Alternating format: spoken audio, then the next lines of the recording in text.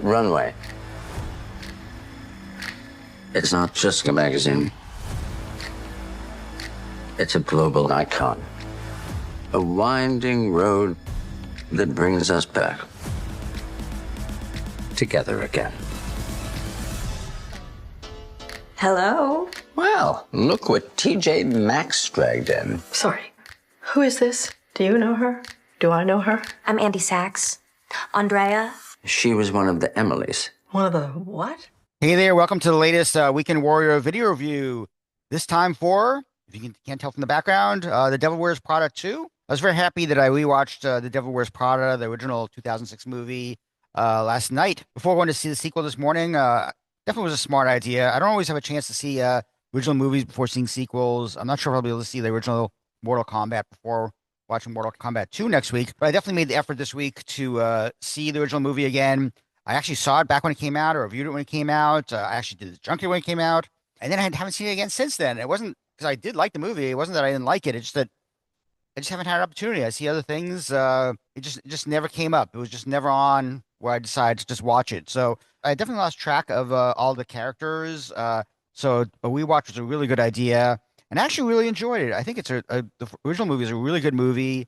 It takes place in a world of fashion and glamour that I just have nothing to do with whatsoever. I have no interest in any of that stuff. I mean, if a woman wears a nice dress, yeah, it's a nice dress. I would not know good or bad. So, but anyway, so it is 20 years later. Devil Wears Prada 2 does take place 20 years later. But it's interesting because the original author, Lauren Weisberger, whose book was adapted, she actually wrote a sequel to herself called The Revenge Wears Prada, The Devil Returns in 2013. And from what I read of that plot of that movie, they just ignored it. They didn't bother using any of that at all. They just did their own story, updating the characters for modern day. And it doesn't ignore that 20 years has passed because there are things in this world now that are very similar to our own world. Like journalism is, losing a lot of strength. A lot of magazines are closing down. There's a lot of focus on social media, things like that. There's a lot more efforts to be PC and not harassing your staff, as Meryl Streep's Miranda Priestley became very famous and funny for in the first movie. But that kind of stuff just doesn't fly these days. And it is mentioned in the movie. It's not like she's just coming back and it's doing the exact same thing as the first movie. We're reunited with Anne Hathaway's Andy Sachs. 20 years later, she's actually at an award show and she just won an award for journalism. She's been a journalist for 20 years at the New York Vantage. After leaving Runaway in the first movie, just as she's winning this award, she finds out the entire journalism staff of the New York Vantage, including herself, are sacked. They're fired. So she's out of a job. It is a very common thing, corporate downsizing, where to cut corners. And in this case, New York Vantage just went under. They just decided to sell off, go under, and she was left without a job. As luck would have it, Runaway editor-in-chief Miranda Priestley has just had some controversy because she posted about a company that has sweatshops, and she immediately almost gets canceled. But it puts Runaway in big trouble, and the person who owns the entire network of magazines has to figure out what to do about it. So somewhere along the line, this corporate bigwig says, "Hey, you know what? Let's hire this award-winning journalist, Andy Sachs, to run the features at Runway." So Andy shows up at Miranda's office. She knows nothing about this at all, and and they basically renew their frenemyship, I guess what you call it. Miranda Priestley is still mostly the same. I mean, there are things like that are keep her in check. Like she has a new assistant called Amari, played by Simone Ashley, who, whenever she says something that she shouldn't be saying, the assistant corrects her. It is different times. I mean, 20 years has passed and a lot has changed. So anyway, Andy Sachs comes back to Runway as a features editor. Stanley Tucci's Nigel is still there. Was great in the first movie. He's great here. We'll get to Emily Blunt in a second. She has kind of a more moderate role at first and then a bigger role later. The first thing is just like to reestablish Andy at Runway and reestablish this relationship between Andy and Miranda Priestley. It really does focus more on Andy. She really is the lead character in this movie. I mean, at a certain point, Miranda Priestley kind of falls into the background. She's kind of just, until the very end, I'd say. But it's it's a very similar movie. It's not like trying to reinvent the wheel. For better or worse, it is one thing I really liked. It was actually written by Aline Brosh McKenna, who wrote the first movie, and it was also directed by David Frankel. So they didn't just get back the original four actors; they got back the original writer, original director, assumed the original producer, and they basically took their time to find a story they wanted to tell. It's not a perfect story. As a story of problems, there's definitely elements that are predictable. I won't spoil too many of the beats. I mean, there are things that you're going to be expecting, like, when they go to Milan. Well, that's similar to when they went to Paris in the first movie. It's just a little different now because Runaway is cutting corners because it has a new person running it, played by BJ Novak, whose father, well, I'm not going to say too much about it, but basically, BJ Novak has taken over the magazine empire and he has to cut corners. And Miranda Priestley is not in a place where she can just, say no, no, no. I mean, she has to kind of like listen because of the bottom line. And Andy Sachs is really just serious about journalism. Andy really wants to make Runaway a serious journalistic magazine. So she kind of like tries to convince Miranda of that, but obviously Miranda it's about fashion. It's about fashion and glamour and things like that. I will touch upon Emily Blunt's character, Emily, because she is in the movie. The first time we meet her, she's actually pretty high up at Dior. She has gone to actually work at Dior. Miranda has to kind of meet with her because of this faux pas at Runway, running the story about a sweatshop. Basically, a lot of advertisers dropped out. So basically, Miranda has to go to Emily and grovel, which is kind of a little turn to when both Emily and Andy were working for Miranda as her assistants. That's very early on in the movie.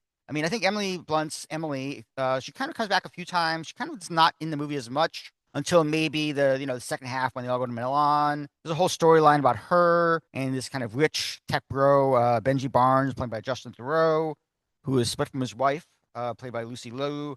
There's a whole subplot which is kind of like weaving in and out of this whole thing, and Emily Blunt is involved with that. Tracy Thomas is also back from the first movie, playing Lily, who is Andy's best friend, who works at an art gallery. And that's really the main characters coming back. They're new characters. I mean, Kenneth Branagh plays Miranda's new husband, I believe. I did like seeing Pauline Chalamet from Sex Lives of College Girls. I was not expecting her to see her in this. I did not recognize her at first. I was like, wait, who is that? Who is that?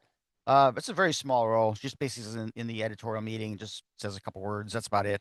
Anyway, nice to see her. It's really impressive that these actors, after 20 years, can just return to these characters, jump right back into them as if like 20 years hasn't happened. And yeah, there are changes. There's changes in the world. There's a different story. Anne Hathaway is able to go back to her old 20-year-old self to like really have Andy still have the same kind of energy she did 20 years ago. Meryl Streep just jumps right back into Miranda Priestley, just the usual like, you know, criticizing and whatever. Just I'm not gonna try to do an impression. But it's good. I mean, I don't know if Meryl Streep is as good in this one as she's in the last one because she does disappear for a bit of the movie. She does have some more emotional moments later, and I kind of like seeing that side of Miranda Priestley more than the really catty side. But like the entire movie is still very catty. It's still very funny. There's actually even funny fashion, which is kind of crazy. I mean, I'm not big on fashion, the whole costumes, Milan, that stuff. But I don't care. But there's some like moments where they just show someone in some outlandish costume and fashion, and that was kind of funny. So it is a funny movie. It's very catty. I mean, Justin Theroux's character Benji, not that crazy about him. BJ Novak, not great. I mean, they were kind of the weak links in the movie. I think Kenneth Branagh does not have a huge role. He kind of just shows up, and he's kind of the nice husband. And Emily Blunt. I mean, I guess I wish there was more Emily Blunt in the first half of it because she really kind of just becomes part of the story towards the second half. She's kind of like this just floating in and out. Nigel, Stanley Tucci, amazing. I love Nigel. I think Nigel has a great story arc. I think Andy has a great story arc. I think most of the four main characters have a good story arcs, and that's really good. I think people who saw the first movie enjoyed it. I think they'll enjoy seeing these characters again. I don't know if I like this as much as the first movie, having just rewatched the first movie last night, but I did like it. Again, I might not see this one for 20 more years, if at all. I mean, it's just this is just not my thing. This is not my world. But I like the movie. I like the movie. David Frankel did a great job. He captures New York in just amazing ways, just beautiful way. New York is just beautiful. Milan, No Desire to Go. The movie is just beautifully shot by Florian Bauhaus. Great editing by Andrew Marcus. The composer, Theodore Shapiro, I'm not really sure if I knew his work, but in general, they do a good job kind of like getting everyone back to where they were 20 years ago. And that's kind of an achievement in itself. A lot of times sequels like this can really, really falter, not be as good as the originals. I mean, they tried to do a sequel to Zoolander. They tried to do a sequel to Sex and the City, to Anchorman. A lot of movies, they tried to do the sequels a lot of time years later. I mean, even like Beetlejuice, it was not as good as the first movie. This one, I would say it's not as good as the first movie, but it's still pretty good. It's enjoyable and entertaining. I'll probably give it like a 7.5 out of 10. I could have done without the Lady Gaga performance in Milan towards the ending. It was just there. I mean, the movie knows what its audience wants, and that's important. That's key. This is a movie made for the fans of the original movie, just like last week's Michael movie. But this is a better movie than the Michael movie. It's just far more entertaining.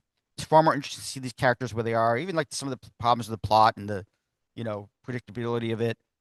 It didn't bother me that much. So 7.5 out of 10, which is equal to about maybe a B-ish or so. If you liked The Devil Wears Prada, go see The Devil Wears Prada 2. I'm sure you'll enjoy it just as much. And that's it for me for now.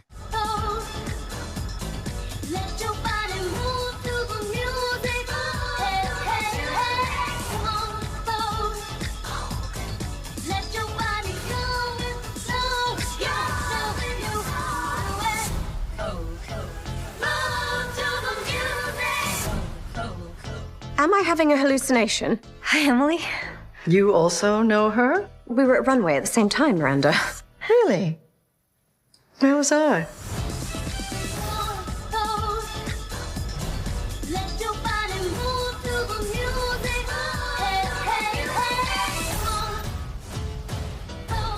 Where would you like to start? I am the new features editor at Runway. No, you are not. Yeah, we are all so thrilled. You know what's funny is you've changed. You have. You're much more confident.